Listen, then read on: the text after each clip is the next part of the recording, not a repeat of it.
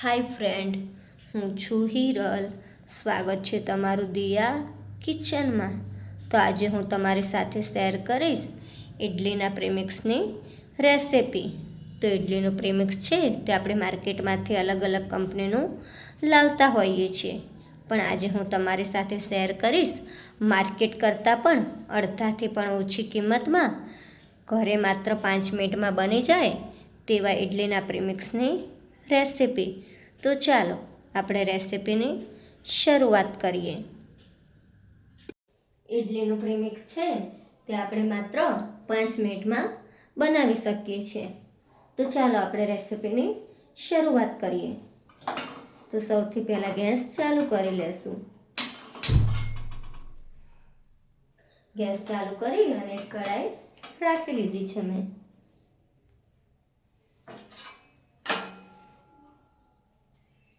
એમાં 1 વાટકી છે તે અડદની દાળ છે, તેને મેં કપડાથી બરાબર લૂછી લીધી છે, તે એડ કરીશ.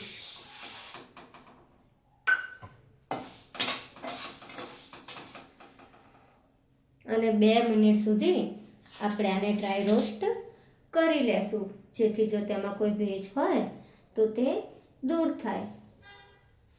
આને આપણે વધારે કૂક કરવાની નથી, માત્ર આપણે 2 મિનિટ સુધી કૂક કરીશું. જ્યારે ઇડલીનું પ્રીમિક્સ બનાવીએ ત્યારે આપણે ઘરને કોઈ પણ વાટકીનું માપ સેટ કરી લેવાનું છે. તો અહીંયા મેં 1 વાટકી અડદ દાળ લીધી છે.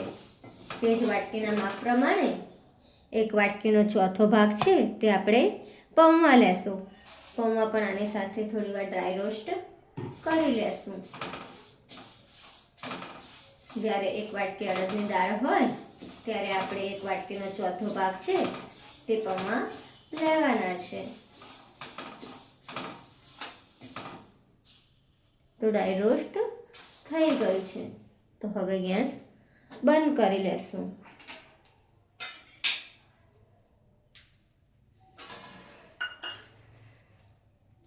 અને એક થાળીમાં નીકાળી અને તેને બરાબર ઠરવા દેશું. તો અહીંયા દાળ અને પૌવા છે તે મેં થાળીમાં ઠરવા માટે રાખી દીધા છે. તે ઠરી જાય પછી આગળની પ્રોસેસ કરીશું. તો દાળ અને પૌવા છે તે આપણા ઠરી ગયા છે, તો તેને એક મિક્સર જારમાં એડ કરી લેશું.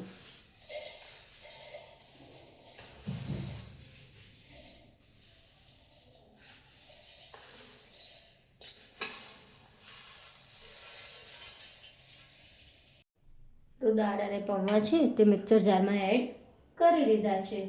હવે આમાં આપણે પીસી લેશું. મિક્સરમાં તેને પીસી લેશું.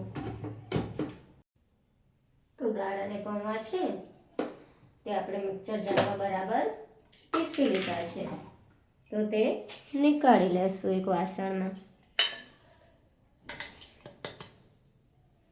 અહીંયા આ રીતે આપણે દરદરો પાવડર તૈયાર કરવાનો છે.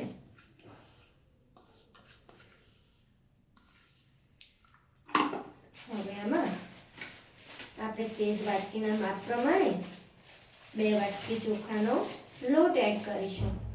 ચોખા છે એ પણ આપણે મિક્સરમાં દળી શકીએ, પણ મિક્સરમાં છે તે એકદમ બારીક પાવડર તૈયાર થતો નથી, એટલે ચોખાનો લોટ છે તે હું બહારથી લાવેલી છું. ચોખાનો લોટ છે તે મેં ઘંટીએ દળાવેલો છે બહાર. તો અહીંયા તે જ વાટકીના માપ પ્રમાણે 2 વાટકી ચોખાનો લોટ એડ કરીશું.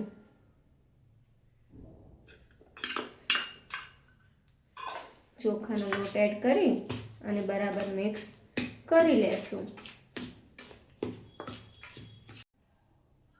તો આપણે બરાબર મિક્સ કરી લીધું છે, તો તૈયાર છે આપણું ઇડલીનું પ્રીમિક્સ. આપણે બહારથી મોંઘા ઇડલીના પ્રીમિક્સ લાવતા હોઈએ છીએ, તો બજાર કરતાં અડધાથી પણ ઓછી કિંમતમાં આપણે ઘરે આ રીતે તૈયાર કરી શકીએ છીએ. અને એરટાઇટ બરણીમાં ભરી અને ફ્રીજ વગર પણ તેને 2 મહિના સુધી સ્ટોર કરી શકીએ છીએ.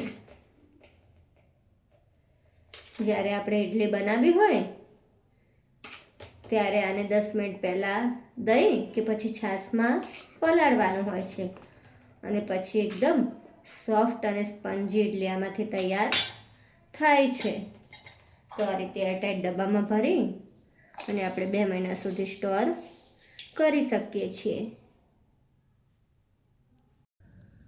તો તૈયાર છે ઇડલીનું પ્રીમિક્સ. તો તમને આ રેસિપી કેવી લાગી?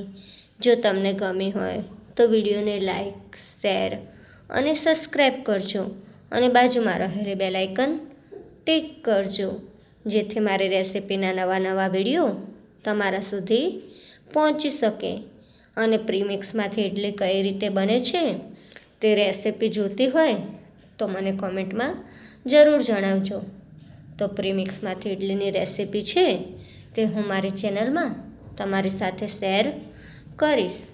તો મળીશું એક નવી રેસિપી સાથે. ત્યાં સુધી બાય બાય. Thank you.